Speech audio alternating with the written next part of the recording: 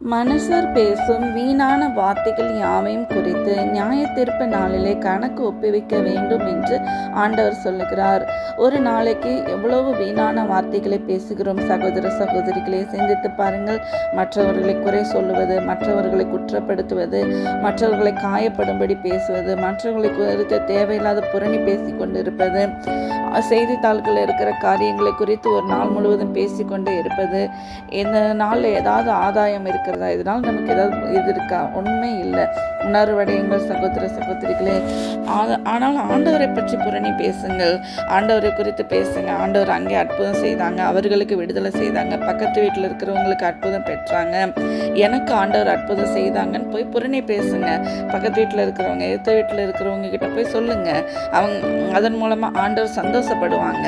எத்தனையோ ஆண்கள் புஸ்தகத்தில் சாட்சிகள் வரும், அதை பற்றி பேசுங்க. இங்கே அற்புதம் நடந்திருக்கு, இவங்க இந்த வியாதியினால கஷ்டப்பட்டிருக்காங்க, அவங்களுக்கு விடுதலை நடந்திருக்கு, அவங்களுக்கு அற்புதம் செய்த ஆண்டவர் எனக்கு அற்புதம் செய்தாங்க, நீங்களும் விசுவாசிங்கன்னு போய் சொல்லுங்க. அதில் ஆண்டவர் சந்தோஷப்படுவாங்க. அப்படி இல்லாமல் மற்றவர்களை பற்றி புரணி பேசுவதனாலும் மற்றவர்கள் காயப்படும்படி பேசுகிறதுனாலையும் எந்த புண்ணியமும் எந்த பிரயோஜனமும் இல்லை. எனவே மனம் திரும்பும் பட்சத்தில் ஆண்டவர் உங்களை மன்னிக்க ஆயத்தமாக இருக்கிறார். மன்னிக்கிறது மட்டும் இல்லை, உங்களை மன்னித்து ஆசீர்வதிக்கவும் ஆண்டவர் ஆயத்தமாக இருக்கிறார்.